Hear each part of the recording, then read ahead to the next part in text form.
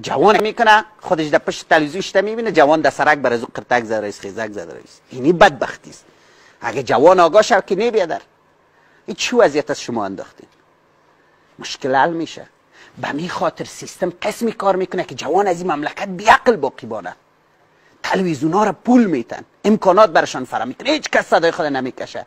جوان در یک بدبختی. بر از یک برنامه خود داشتیم. شما یک فکر کنین که جوان افغان در اینت یک ششزولی بدبختی انداختن.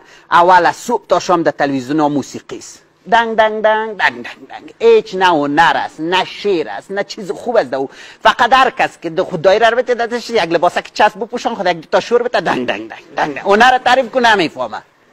و نیمه انحراف جوانا به خاطر از این برنامه است که الان چرس کشیده، چشمکای بچه سرخ است، شراب اسکلیدی، موتر غولیدی. ای جوانم که میشنوه که یعنی زندگی شده چرس و موتر و چون نرمن تعریفش کرده علت انحرافش است. من ایره کوتاه برازی باز جدا کدام وقتی برنامه خواد داشتیم. ای که خلاص تل از سریال پشت سریال. هیچ مملکت دنیای سریال نداره که ما و شما نشر بکنیم. کیفیت سریال ها چیست؟ هیچ. روابط نادرست است، جنگ از داواست، تفنگچه از گروپ و گروپ بازی است. چیز خوب یاد گرفتی، اهمیت علم. هنوز بعضی پدر مادراشته ما از این نکات مثبتش یاد میگیریم. از کجاش؟ ما خود ندیدیم نکات مثبتش.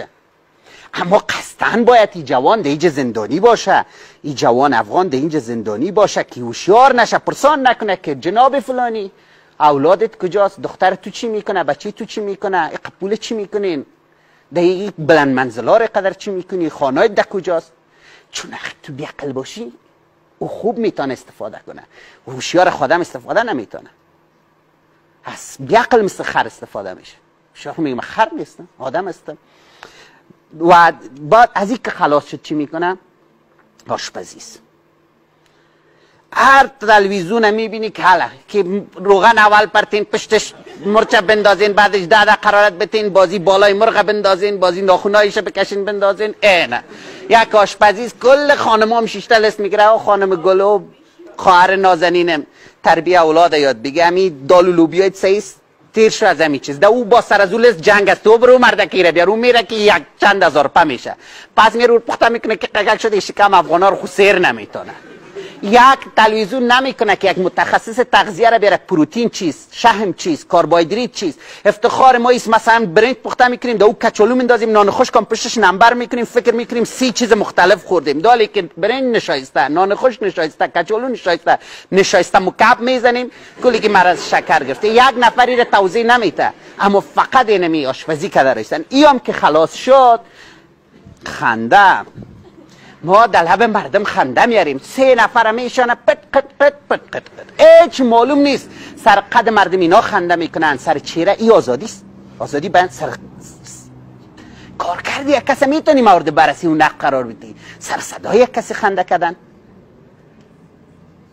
یا رئیس جمهور تریشخند کردن، حالا هر چی کس تو با چوکی با صدای یک کسی هم ترس. این چیزی را که خداوند داده، رنگ و پوست اینا را که ما نمیتونیم مورد شخندی قرار بدیم.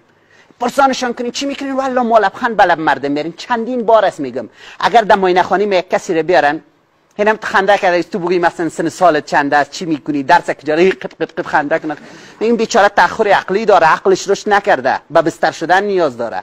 خو اگر ملت هم ترس که دکلیش چی نیست، قط قط قط خنده کرده، رئیس خوی ملت کلش منتالیته ریتاردیشن داره، تأخر عقلی داره. خب بدبختی است تو مردم بی عقل ساخته راستی. تو اول مغزش پر کده، پولش یک کمی خنده بس است. میگن نمک زندگی است. تو بیخی فشارا را بالا بردی یا شور کردی. نمک از صبح تا شب نمک. این اگه خلاص شد که هنوز اگه مجال مانده بود که کسی برنامه ببینه، برنامه سیاسی است که کل تفرقه اندازی. نمیبینی که یک متخصص سیاست باشه، یک 4 جلد کتاب خوانده باشه، یک تعریف درسته بگه، یک 4-5 تای محدود دیگه کلگی قومه بکو بو قومه بکو، این مذهب بگو مذهب بگو، این سمت بگو سمت بگو. یک بدبختی را اگر کل از این خلاشته نوز خونه کدی برق بود برنامه میخواستی بینی مود و فیشن. این حال شما ببین ما دیگه نمیفهم. من خود در رسانه‌ها چیزی ندیدم که مستند باشه، برنامه دینی باشه. کدام برنامه دینی و علمی صورت خار جلوه میته خودشان که تو بگی چندان برنامه است نمیدی. اویی که مثلا قرتک و پرتک داره، اون استیجا، اون مصارف، اون اعلانات که تو بگی هر چی از دینه میست. خب سمت سو دادن افکار همیست که سر زانویت باید پاره باشه، که رنگ بوتت که مثلا رنگ نکتاییت بخونه، که دسکولکت باشه. یعنی در این وطن هیچ کل چیز ما جور است. ویروس کرونا را پیش روش گرفتیم. رئیس جمهور که میشه دم یک روز اعلان میشه میگن خوب است که اینجا هندوستان و چین نبود، اگر که چند هزار رئیس جمهور باید میداشتیم. که 36 میلیون کوام کلش رای نداد، 1 میلیون یا کمترش رای داشت، 2 رئیس جمهور داشتیم. این چین و هند و اینا تعداد ما می بود چقدر رئیس جمهور می داشتیم. یعنی کل نان ما حل است، آب ما حل است، ویروس سر ما آمده نمیتونه، مشکل نداریم، انتخابات ما جور است، کل چیز جور است، فقط مانده مود فیشن ما که این فیشنکای ما چی رقم است. هر چیز ترتیب داره و وقتی رسانه یک کشور یک چیزی باشه تو فکر میکنی حالش خوب میشه؟ نمیشه. اگر رسانه ها دلسوزی کنه در 1 سال شعور مردم تغییر میخوره. اما قصدن دستا اینجا کار میکنه که مردم بیعقل باشه، که بتانه دیگرها با پالان و بدون پالان از پیششان استفاده کنه. اما بیاین که یک وقفه بگیریم که باز ادامه.